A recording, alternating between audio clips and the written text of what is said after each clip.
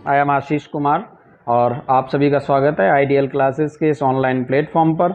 और आज की क्लास में जैसा कि आपने देखा है हमारी जो क्लास है वो लेक्चर 1 है, ग्रामीण समाज एवं विकास पर। ये पहली क्लास है जिसके अंतर्गत यूपी लेखपाल का ये महत्वपूर्ण टॉपिक है।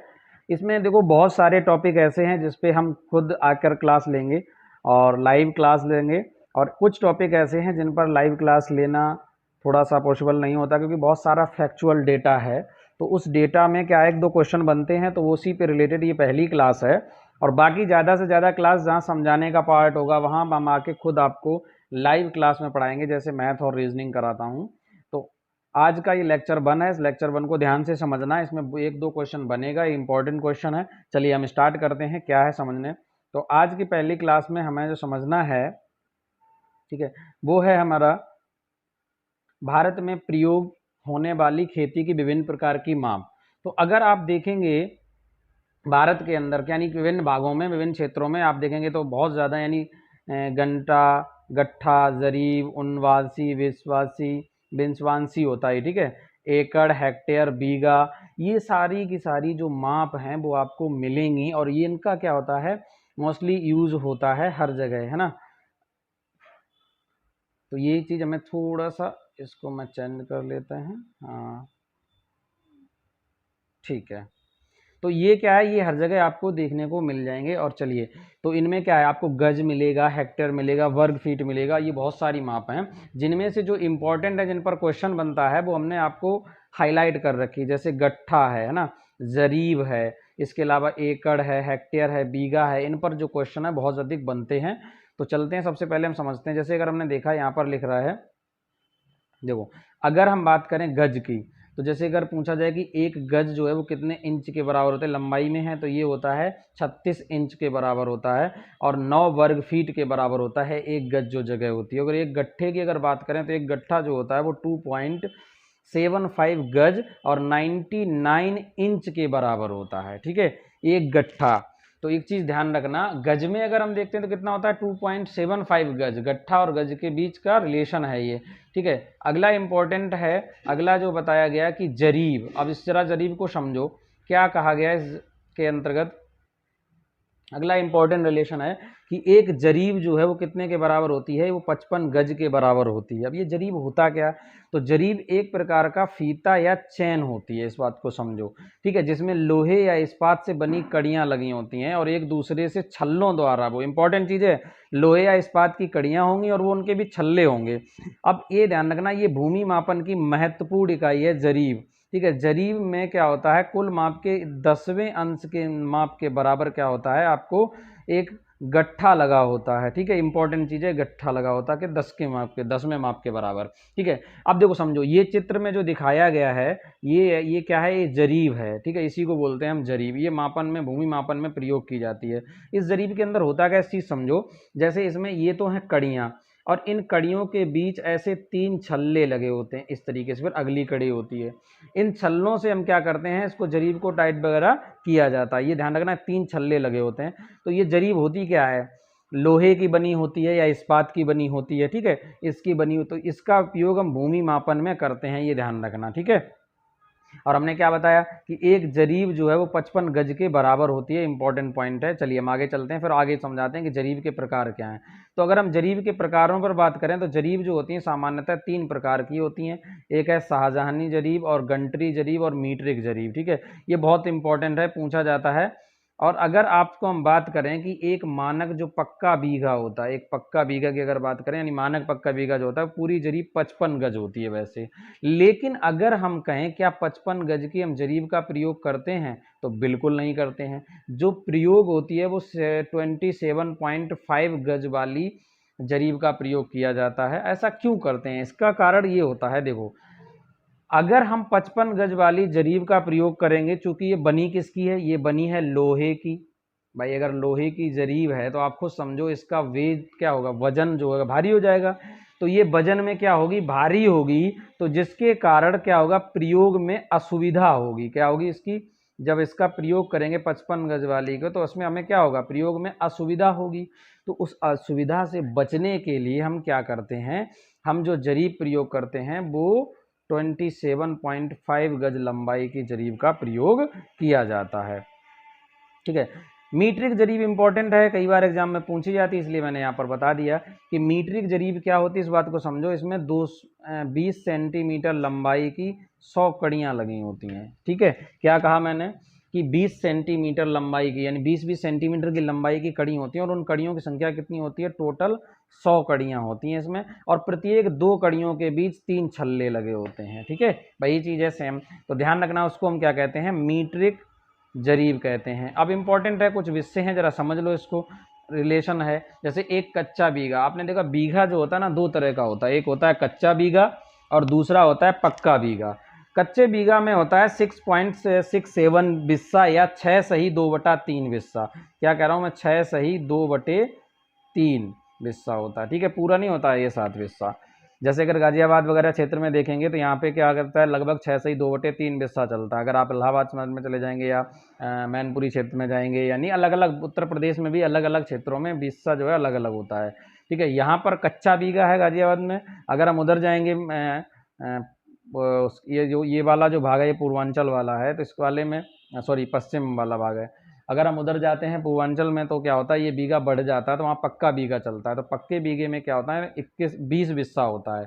ठीक है, तो यहाँ एक चीज़ समझना है, कच्चा बीघा में क्या होता है, इंपॉर्टेंट है, एक कच्चा बीघा होता है 6 सही 2/3 बिस्सा का, 6.67 बिस्सा के बराबर। इसमें वर्ग गज कितना होता है, 1008 वर्ग गज होता है, और 843 वर्ग मीटर होता है एक कच्चे बीघा के अंदर। अगर इसी हिसाब से हम पक्का बीघा देखें तो सिंपल सी बात है यार, एक पक्का बीघा जो है वो क्या होता है, 3 कच्चा बीघा के बराबर होता है। तो 6 सही 2/3 है, इस 6 सही 2/3 में अगर हम गुना करेंगे 3 का, तो मुझे बताओ, सीधा सीधा 6 3 18 तो सीधा हो जाएगा, और इस 2/3 में गुना करेंगे 3 से कट के 2, ये हो जाएगा, तो यानी 20 बिस्सा निकल आएगा। तो आप कहोगे सर बिल्कुल, तो 20 बिस्से के बराबर हो जाता है एक पक्का बीघा।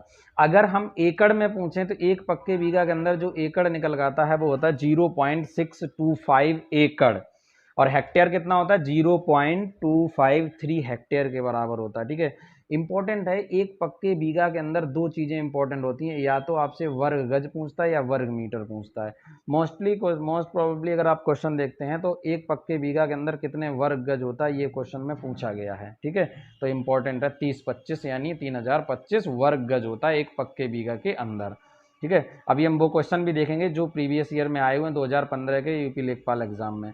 अब एक एकड़ में कितने वर्ग गज होते हैं, तो आप 4840 वर्ग गज होते हैं। हेक्टेयर 0.4047 हेक्टेयर होता है, और एक एकड़ के अंदर 4.8 कच्चा बीघा होता है। उसी हिसाब से अगर हम बीघा निकालेंगे पक्का तो 1.6 बीघा होगा। जाहिर सी बात है, एक हेक्टेयर में कितना होगा, 1.6 बीघा जो होता है वो एक एकड़ के बराबर होता है। ठीक है, इंपॉर्टेंट चीज़ है। चलिए आगे चलते हैं। अगर मैं एक हेक्टेयर पूछता हूँ आप लोगों से, तो एक हेक्टेयर जो होता है वो 3.95 यानी लगभग 4 बीघा के बराबर होता है एक हेक्टेयर। ठीक है, कई बार पूछा जाता है हेक्टेयर, क्योंकि हेक्टेयर एक्चुअली क्या है कि ज़्यादातर जो योजनाएं चलती हैं किसानों में, तो वो योजनाएं हेक्टेयर के अंदर चलती हैं। जैसे पीएम किसान जो सम्मान निधि मिलती है वो हेक्टेयर के हिसाब से मिलती है, तो वहाँ ये चीज़ें हेक्टेयर में पता होनी चाहिए। एक हेक्टेयर का मतलब होता है कि लगभग 4 बीघा या 3.95 बीघा। ठीक है,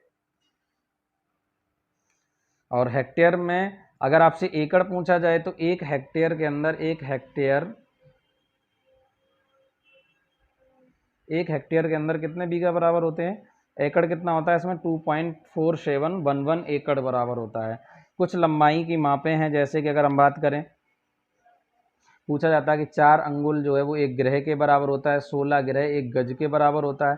इसमें इंपॉर्टेंट है कि 20 गट्ठा जो होते हैं वो 2 जरीब के बराबर होते हैं, 10 गट्ठा 1 जरीब के बराबर होता है। ये इंपॉर्टेंट है, पूछा जा सकता है आपसे। ठीक है, अब देखिए ये क्वेश्चन है, क्योंकि ये बहुत फैक्चुअल चीज़ था, टॉपिक छोटा है, ज़्यादा बड़ा टॉपिक है नहीं, क्योंकि ये पहला टॉपिक है लेक्चर 1 इसके अंतर्गत। तो ये क्वेश्चन आया हुआ है यूपी लेखपाल 2015 में। इसमें पूछा गया कि एक बिस्सा जो है वो एक बीघा से क्या अनुपात है। ऑप्शन ए है आधा यानी 1/2, बी है 1/4, 1/10, 1/20। अब एक चीज समझो, रिलेशन कब पता चलेगा, एक बिस्सा का एक बीघा से रिलेशन पूछा गया, अनुपात पूछा गया है। तो अनुपात निकालने का तरीका क्या होता है, हम हमेशा जब भी अनुपात निकालते हैं तो हमने आपको क्या बताया था, ऊपर रखते हैं जिसका पूछा गया एक बिस्सा। अगर हम एक बिस्से के ऊपर रखेंगे, नीचे क्या रख देंगे, एक बीघा। भाई जाहिर सी बात है, 1 बीघा को नीचे रख दो।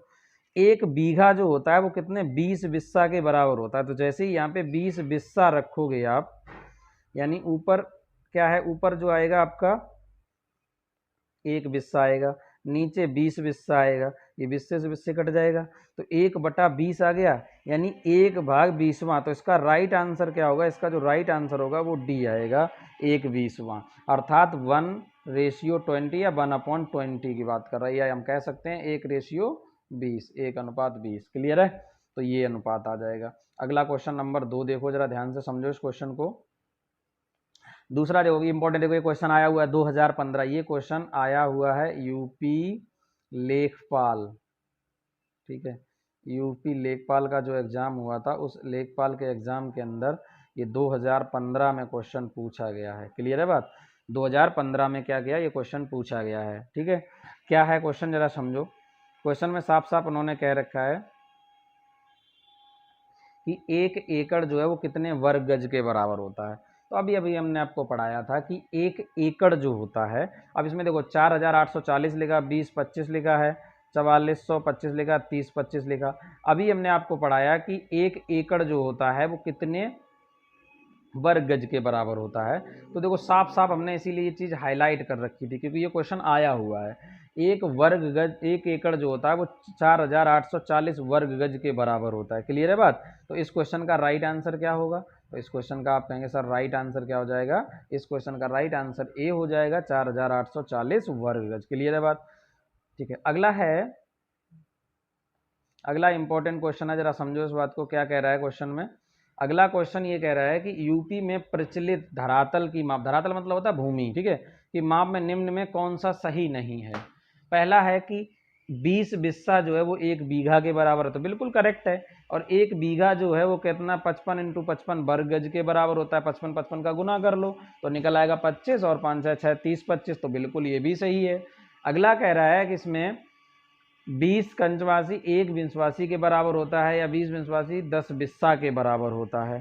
ठीक है, तो ये अब देखो यहाँ पर क्या है, कंडीशन क्या है, हम गलती क्या करते हैं, हम जैसे कई बार हमने देखा स्टूडेंट करके आते हैं क्वेश्चन में, गलती ये कर जाते हैं, वो ये नहीं पढ़ते हैं, क्वेश्चन को ध्यान से पढ़ते नहीं है। क्वेश्चन को केयरफुली पढ़ना भी जरूरी है, क्योंकि इस क्वेश्चन की डिमांड क्या है ये देखो। इस क्वेश्चन में उसने ये पूछा है साफ साफ, क्वेश्चन में क्या कहा गया, क्वेश्चन में कहा गया कि कौन सी यूपी में प्रचलित जो भूमि की माप है उसमें से नहीं है।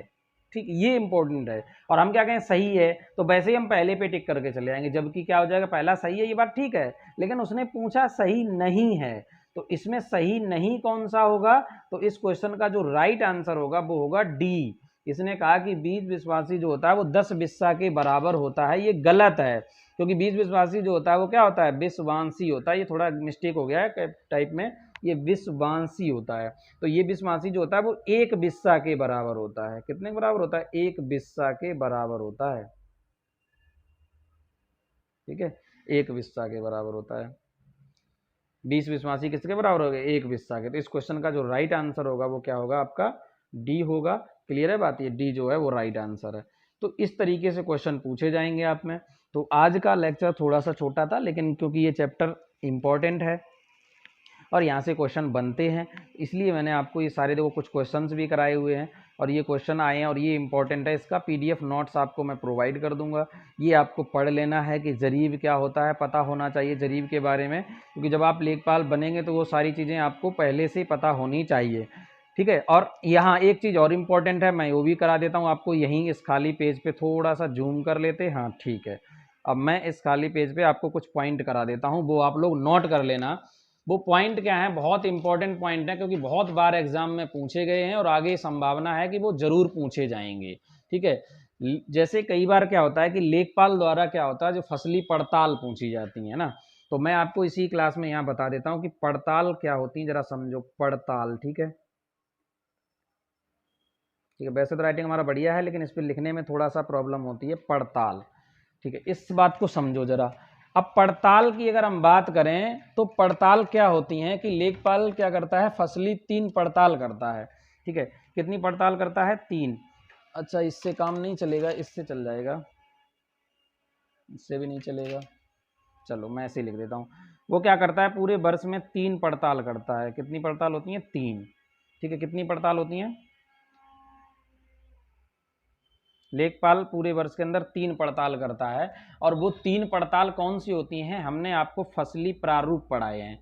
तो आपने पढ़ा होगा कि हमने आपको क्या कराया कि फसली प्रारूप पढ़ाए हैं। तो मुझे आप बताओ कि आपको फसली प्रारूप अंदर एग्रीकल्चर के अंदर लेक्चर हमने लिया था, तो उसमें बताया था फसली 3 प्रारूप होते हैं। कौन कौन से? पहला जो प्रारूप होता है वो होता है रबी का, ठीक। और दूसरा जो होता है प्रारूप वो किसका होता है? खरीफ का,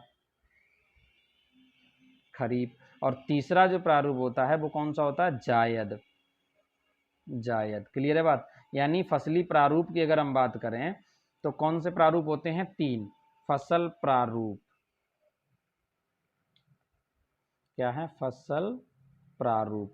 इसमें 3 प्रारूप हैं। कौन सा? एक होता है रबी, दूसरा है खरीफ, और तीसरा है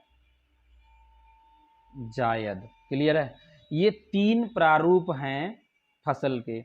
अब इन्हीं 3 प्रारूप में आपको हमने बताया है कि खरीफ की फसल, रबी की जो फसल होती है वो कब मोस्टली बोई जाती है? तो आपको पता है कि ये सर्दियों का मौसम होता है, जनवरी में। इस टाइम ये इसकी जो फसल की होती है ना, रबी की फसल की कटाई होती है। जैसे गेहूं वगैरह ये सब क्या है? रबी की फसल है। तो इस फसल की लेखपाल के द्वारा हम पढ़ क्या रहे हैं? पड़ताल। तो पड़ताल भी 3 होती हैं, और ये तीनों की तीनों फसली प्रारूप के हिसाब से पड़ताल होती हैं वर्ष भर में। ये जो पड़ताल होती है, पहली जो पड़ताल होती है वो क्या होती है? वर्तमान समय में 1 जनवरी से 10 जनवरी तक, ठीक है। 1 जनवरी से 10 जनवरी तक चलती है ये रबी की पड़ताल। लिख लेना, ये इंपॉर्टेंट है। ये जनवरी माह के अंदर होती है, जब रबी की फसल जिस टाइम बुआई जाती है तो उसी समय क्या करता है लेखपाल, जैसे हमने बताया था ना आपको, खसरा खतौनी अभी आगे पढ़ाऊंगा, बनाता है। तो उसमें क्या होता है, पूरा डिटेल होती है किसान कौन सी भूमि पर कौन सी फसल उगाता है। तो ये लेखपाल कौन, पड़ताल कौन करता है? लेखपाल। जब आप लेखपाल बनेंगे तो आप ही पड़ताल करेंगे। तो आपको पता होना चाहिए पड़ताल कब होती है। खरीफ की पड़ताल की अगर बात करें, ये कब होती है? ये 10 अगस्त से 19 अगस्त के बीच। ये कौन सी होती है? अगस्त माह में होती है। इंपॉर्टेंट ये है। और जायद की जो फसल की होती है ये कौन से माह में होती है? तो ये मई के माह में होती है। इंपॉर्टेंट है। और 1 मई से 10 मई के बीच होती हैं। ये 1 तारीख से स्टार्ट होती है और ये वाली 10 तारीख से स्टार्ट होती है, 10 से 19, ठीक है, अगस्त। 10 अगस्त से 19 अगस्त खरीफ की होती है। तो इम्पॉर्टेंट क्या है? इम्पॉर्टेंट ये है कि आपको ये चीज़ें याद रखना बहुत इंपॉर्टेंट है कि लेखपाल के द्वारा क्या किए जाती हैं? 3 पड़ताल की जाती हैं। और वो 3 पड़ताल कौन कौन सी होती हैं? यानी लेखपाल क्या करता है? लेखपाल द्वारा, कोई भी लेखपाल, जब आप लेखपाल बनेंगे तो आप क्या करेंगे? आपको 3 पड़ताल करनी है 1 वर्ष में। 1 वर्ष में कितनी पड़ताल होती हैं? 3 पड़ताल होती हैं। इंपॉर्टेंट है। कौन कौन सी पड़ताल होती हैं? तो वो तीनों पड़ताल वही होती हैं जो फसली प्रारूप होते हैं। पहली कौन सी होती है? रबी की पड़ताल, जिसके अंदर क्या होता है 1 जनवरी से 15 फरवरी का टाइम होता है। वो चलती है प्राथमिकता के आधार पर 1 जनवरी से 10 जनवरी। ठीक है। जायद पड़ताल क्या होती है? वो मई माह में होती है, 1 मई से 10 मई चलती है। और खरीफ की जो पड़ताल होती है वो 10 अगस्त से 19 अगस्त चलती है, अगस्त माह में होती है। तो ये 3 तरह की पड़ताल होती हैं। तभी तो लेखपाल के पास डेटा रहता है कि कौन से खेत में क्या फसल उगाई जाती है। और ये ऐसा क्यों की जाती पड़ताल? इसलिए की जाती है जैसे कभी फसल नष्ट हो गई किसी का तो मुआवजा मिलना है, तो वो किस आधार पर मिलेगा?